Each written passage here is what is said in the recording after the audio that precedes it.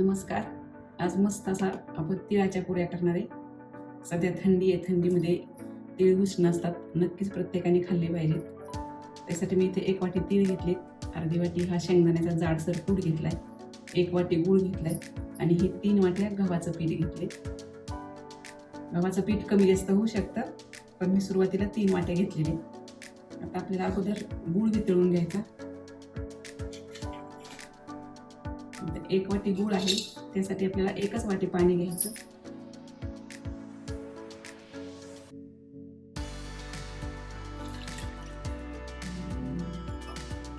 याचा आपल्याला पाक नाही करायचा, फक्त गूळ विरघळेपर्यंतच आपल्याला गॅसवर ठेवायचं, गरम करून घ्यायचं, म्हणजे पटकन गूळ विरघळतो. थोडंसं चमच्याने ढवळत राहायचं. गूळ विरघळतोय तोपर्यंत आपण हे तीळ बारीक करून घेऊ. याचे 2 चमचे तीळ आपल्याला तसेच ठेवायचे, अख्खे आपल्याला पीठ मळताना टाकायचे. एवढेच तीळ आपल्याला बारीक करून घ्यायचे. आता हे तीळ वाटून झालेले, थोडेसे भरडसरच वाटायचे, एकदम बारीक असं पीठ नाही करायचं, थोडेसे जाडसर ठेवायचे. हे तीळ मी भाजून घेतलेले आहेत. आता आपण गूळ विरघळले का ते पाहू. गूळ पूर्ण आपला वितळलेला आहे. आता हे आपण थोडंसं पाणी थंड करून घेऊ. चला, आता गुळाचं पाणी थंड झाले. आता आपण पीठ मळू.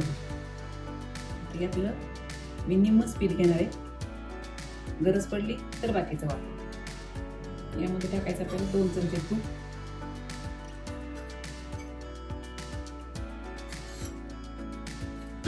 आणि हे पिठाला थोडं चोळून घ्यायचं.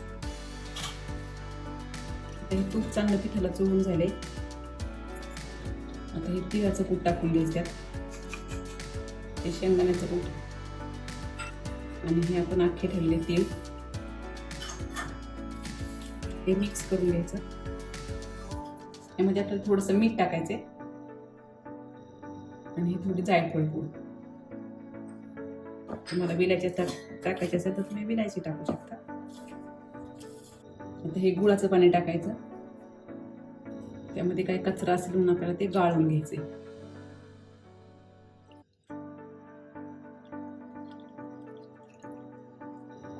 हे घट्ट असं मळून घ्यायचं. आता हे थोडं पातळ झाले, आपल्याला आणखी पीठ टाकायचं यामध्ये. हे बरोबर 3 वाट्या पीठ बसलं आपल्या यामध्ये. व्यवस्थित गोळा मळून घ्यायचा याचा.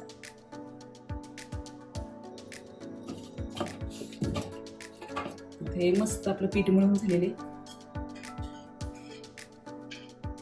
थोडंसं तेल लावून घ्यायचं, 10 मिनिटं झाकून ठेवायचं. पिठाचंच भांड आहे आपलं. आता मी तेच झाकते याच्यावरती. 10 मिनिटांनी आपण याच्या पुऱ्या लाटून घेऊ.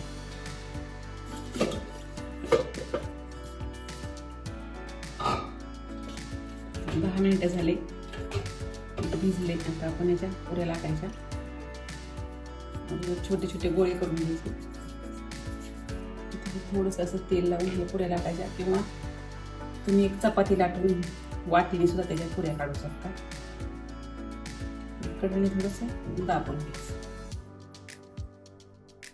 आपण हे सगळ्या पुऱ्या लाटून घेऊ. अशी मोठी चपाती लाटून असं वाटीने सुद्धा तुम्ही पुऱ्या करू शकता. ह्या आपल्या ह्या पहिल्या आणि नंतरच्या दोन्ही पुऱ्या लाटून तयार आहेत. आपण आता ह्या तळून घेऊ. तुम्ही अगोदरच तेल तापा ठेवलेले, तेलही तापलेले, तर हे पुऱ्या आपण तळून घेऊ.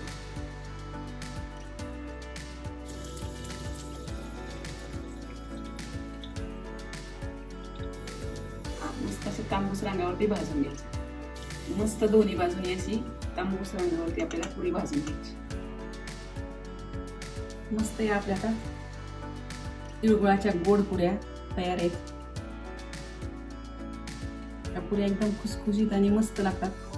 लहान मुलांना खूप आवडतील, त्याच्यामुळे नक्की करून पहा.